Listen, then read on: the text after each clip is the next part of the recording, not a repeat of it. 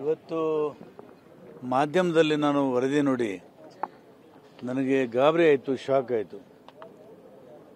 RSSನವರು ಸನ್ಮಾನ್ಯ ಪ್ರಿಯಾಂಕಾ ಖರ್ಗೆ ಅವರಿಗೆ ಯಾವುದೋ ಒಂದು ಅನ್ನೋನ್ ಕಾಲದಿಂದ ಬೆದರಿಕೆಯನ್ನು ಹೆದರಿಸಿ ಅವರು ಇವತ್ತು ಅವ್ರ ವಿರೋಧಿಗಳ ಬಾಯಿಯನ್ನು ಮುಚ್ಚಲಿಕ್ಕೆ ಹೊರಟಿದ್ದಾರೆ.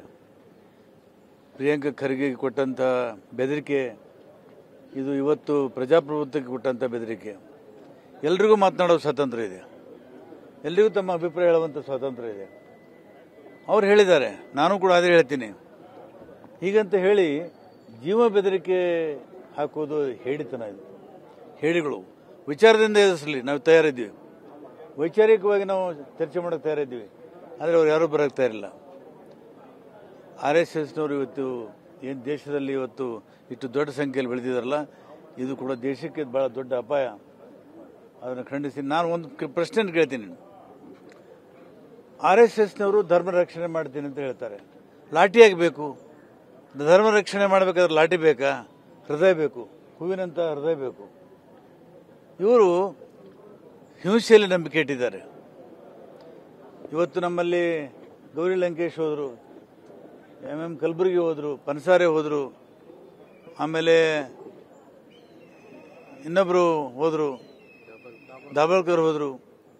ಯಾಕೆ ಈ ಬುದ್ಧಿಜೀವಿಗಳ ಕೊಲೆ ಯಾಕಾಗ್ತಾ ಇದೆ? ಯಾರು ಮಾಡ್ತಾ ಇದ್ದಾರೆ?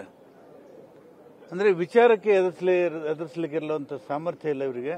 ಹಾಗಾಗಿ ಈ ಥರ ಹೆದರಿಕೆಯನ್ನು ಒಡ್ಡಿ ನಾವು ಹೆದರಿಸ್ತಾ ಇದ್ದಾರೆ. ನಾವು ಯಾರು ಕೂಡ ಹೆದರೋದಿಲ್ಲ. ನಾವು ಎದುರಿಸ್ತೀವಿ, ವಿಚಾರದಿಂದ ಎದುರಿಸ್ತೀವಿ. ನಾವು ಜನರನ್ನ ಸಂಘಟನೆ ಮಾಡ್ತೀವಿ, ಅದ್ರ ವಿರುದ್ಧ ನಾವು ಮಾತಾಡ್ತೀವಿ.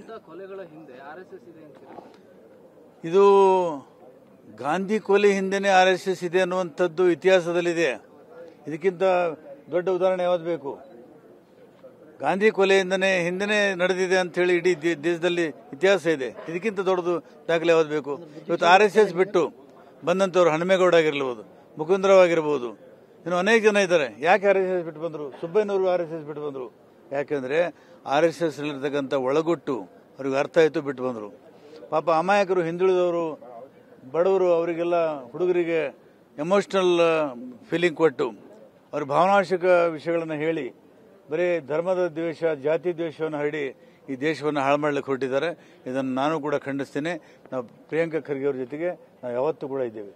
ನಿನ್ನೆ CM ಅವರನ್ನು ಭೇಟಿ ಮಾಡಿದ್ರಿ, ತಾವು ಕೂಡ ಸಚಿವ ಸ್ಥಾನಕ್ಕೆ ಸ್ವಲ್ಪ ಬೇಡಿಕೆ ಇಟ್ಟಿದ್ದೀರಾ ಅಂತ. ನೋಡ್ರಿ, ಬೇಡಿಕೆ ಇಡೋದ್ರಿಂದ ಸಚಿವ ಸ್ಥಾನ ಸಿಗಲ್ಲ. ಅದು ಹೈಕಮಾಂಡ್ ನಿರ್ಧಾರ ಮಾಡ್ತಾರೆ. ನಾನು ಅಧಿಕಾರದ ಹಿಂದೆ ಬಂದು ರಾಜಕಾರಣ ಮಾಡಿಲ್ಲ. ನಾನು ಚಳವಳಿಯಿಂದ ಬಂದಿದ್ದೀನಿ.